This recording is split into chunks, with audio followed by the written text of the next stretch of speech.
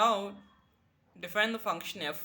Function F అనేది ఎలా ఉంది మనకి? ఎఫ్ అనేది ఎన్ నుంచి ఎక్స్కి డిఫైన్ చేయబడ్డది.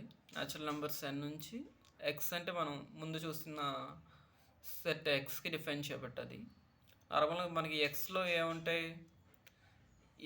ఈ ఎక్స్లోనే సబ్సెట్స్ ఏ విధంగా ఉంటాయని అనుకున్నాం మనం. A1, A2, A3 ఇలా చాలా elements A1, A2, A3 so on ఇవన్నీ కూడా దీంట్లో ఎలిమెంట్సే. సో ఇవన్నీ సబ్సెట్ కింద ఫామ్ అవుతూ ఉంటే మనకి చాలా ఇన్ఫైనైట్ సబ్సెట్స్ ఉంటాయని ఆల్రెడీ డిస్కస్ చేసాం. సో ఇప్పుడు ఫంక్షన్ డిఫైన్ చేస్తుంది. ఈ ఫంక్షన్ ఏ విధంగా డిఫైన్ చేస్తాం అంటే F of R equal to AR కింద మనం డిఫైన్ చేస్తున్నాను. సో ఆర్ వాల్యూ 1 అంటే న్యాచురల్ నెంబర్ని తీసుకుంటున్నాం. ఆర్ వాల్యూ 1 వేసినట్లయితే మనకి A1 వస్తుంది. ఆర్ వాల్యూ 2 వేసినట్లయితే A2 వస్తుంది. 3 వేసినట్లయితే A3 వస్తుంది. సో ఆన్ మనకి A1, A2, A3 ఇవన్నీ కూడా ఎక్కడి నుంచి, దేంట్లో ఉన్న ఎలిమెంట్స్ ఇవన్నీ కూడా ఎక్స్లో ఎలిమెంట్సే కదా, ఇవన్నీ కూడా ఎక్స్లో ఎలిమెంట్స్. సో క్లియర్గా ఫంక్షన్ అనేది బాగా డిఫైన్ చేయబడ్డది. సో ఎఫ్ అనేది మనకి 1 to 1 అని అర్థమవుతుంది. అది ఆన్ టు అవ్వచ్చు, అవ్వకపోవచ్చు. సో 1 to 1 అయితే కార్డినాలిటీ ఆఫ్ ఎన్ అనేది less than or equal to cardinality of X అని చెప్పచ్చు మనం. సో కార్డినాలిటీ ఆఫ్ ఎన్ ఏంటి? అలీఫ్ నాట్. ఇదేంటి? ఎక్స్ అనేది ఇన్ఫినైట్ సెట్ మనకి. సో ఒక ఇన్ఫినైట్ సెట్ కంటే కూడా ఇది అలీఫ్ నాట్ చిన్నదని వచ్చింది. సో దాని అర్థం ఏంటి? అలీఫ్ నాట్ అనేది స్మాలెస్ట్ ట్రాన్స్ఫినైట్ నెంబర్ అనమాట. ఓకే నెక్స్ట్ మనం ఎగ్జామ్ హాల్లో మనకి ఏదైనా ఒక సెట్ గురించి ఇచ్చాడు అనుకోండి. ఎగ్జామ్లో ఒక సెట్ గురించి ఇస్తే ఆ సెట్ మనం ఏ విధంగా అనలైజ్ చేయాలో చూద్దాం. అసలు ఫస్ట్ సెట్ తీసుకున్నట్లయితే అది ఎంప్టీ సెట్టా నాన్ ఎంప్టీ సెట్ ఆలోచించాలి. ఒకవేళ నాన్ ఎంప్టీ అయితే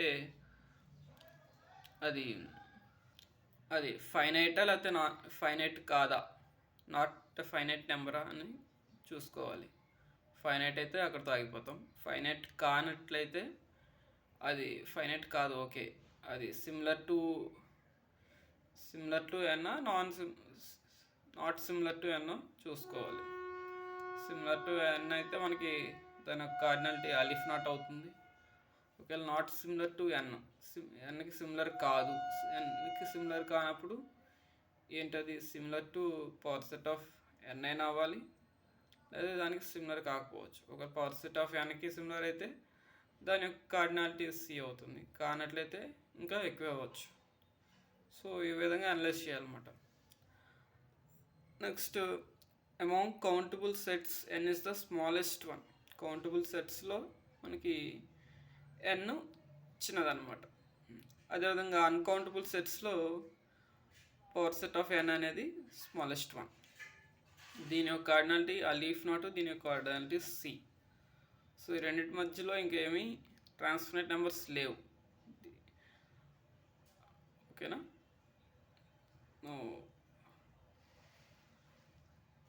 ఏదైనా ఫంక్షన్ తీసుకున్నాం. ఈ ఫంక్షన్ అనేది defined from capital A to N which fails to be on to అన్నాడు. ఇది fails to be on to అన్నాడు. అయితే కార్డినాలిటీ ఆఫ్ ఏ ఏమవుతుంది చూద్దాం. ఇప్పుడు ఆన్ టు అంటే ఏంటి? మనకి ఆన్ టు అయినట్లయితే మనకి ఖచ్చితంగా కార్డినాలిటీ ఆఫ్ ఏ అనేది greater than equal to cardinality of N అవ్వాలి. కానీ ఫెయిల్ అవుతుంది అన్నాడు కదా. సో ఫెయిల్ అవుతుందంటే అర్థం ఏంటి?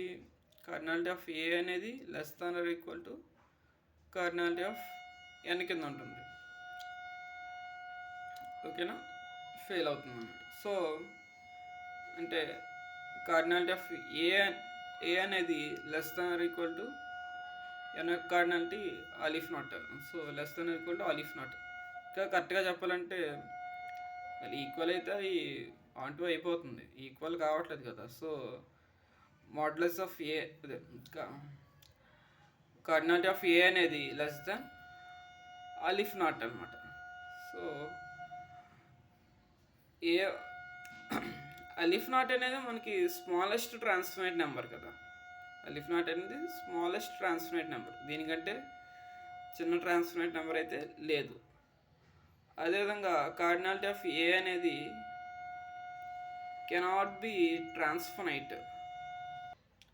అలిఫ్ నాట్ అనేది మనకి స్మాలెస్ట్ ట్రాన్స్ఫర్నైట్ నెంబరు. అదేవిధంగా ఏ అనేది ఇంకా కార్డినాలిటీ ఆఫ్ ఏ అనేది మనకి ఖచ్చితంగా లెస్ దెన్ అలిఫ్ నాటే అయి ఉండాలి, దానికి ఈక్వల్ అయ్యే అవకాశం అయితే లేదు. So A cannot be a transfinite. So ఖచ్చితంగా మనకి ఏ యొక్క కార్డినాలిటీ అనేది ఫైనైట్ అవుతుంది. ఇంకా ఖచ్చితంగా ఏ కార్డినాలిటీ ఆఫ్ ఏ అనేది ఫైనైట్ అవుతుంది.